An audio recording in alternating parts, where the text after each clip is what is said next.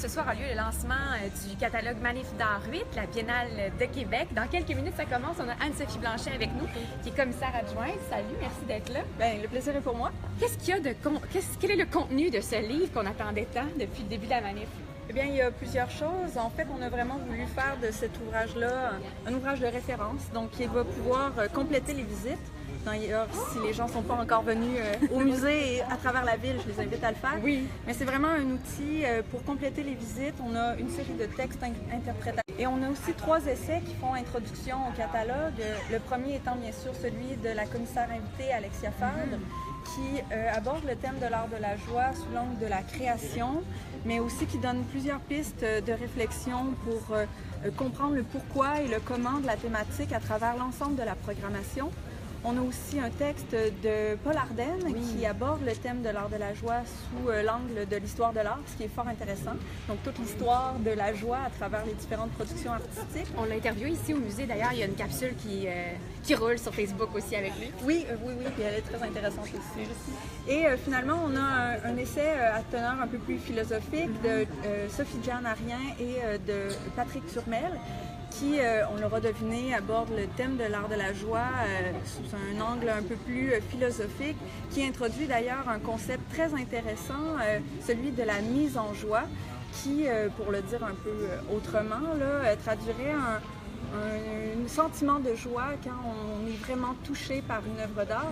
Et ce concept-là nous aide aussi à traduire une volonté qui était commune à toute l'équipe de Manif d'art, à savoir que la 8e biennale se veut une invitation à la découverte, à l'expérimentation, à l'appréciation de l'art sous toutes ses formes. Donc c'est quelque chose de très ouvert. Et bien, en fait, c'est ça, c'est abondamment illustré aussi. Ça, c'est un fait très intéressant. On a une documentation visuelle d'une très grande qualité et très riche. Comme c'est des œuvres majoritairement inédites et remaniées pour Manif d'art 8, bien, c'est des photographies qui n'ont pas paru nulle part ailleurs que dans ce catalogue-là. Donc, vraiment, je pense que c'est un très bel objet, très complet, documenté et richement illustré. C'est la raison d'ailleurs pour laquelle il est sorti maintenant et non au début de la manif. On avait des photographies à prendre un peu partout dans la ville, chez les diffuseurs, ici au musée. Absolument. Donc ça reste un bel objet aussi, un beau souvenir, parce qu'il y a déjà des choses qui sont déjà disparues. Oui, malheureusement. J'espère que tout le monde a au moins participé au début de la manif, parce qu'il y avait tellement de belles expos à travers les centres d'artistes. On avait plusieurs collaborateurs, mais il reste encore beaucoup de choses à voir.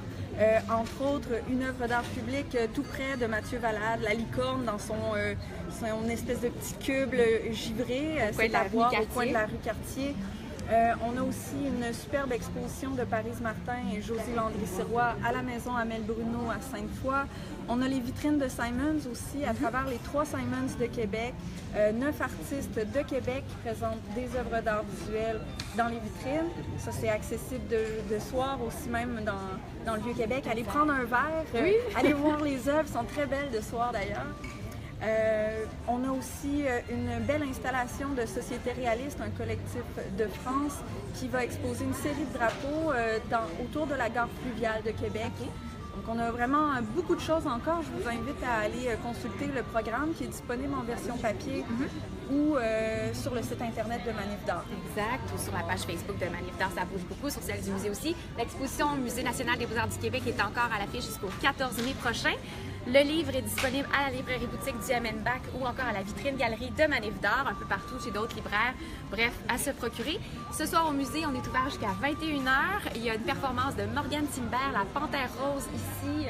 On voit quelques traces déjà de la dernière performance. Ça se passe dans 1 heure ou à peu près. Sinon, à 19h30, Bernard Lamarche, qui est conservateur de l'art actuel ici au musée, offre une visite spéciale de l'exposition Manif d'art. Merci beaucoup. Merci.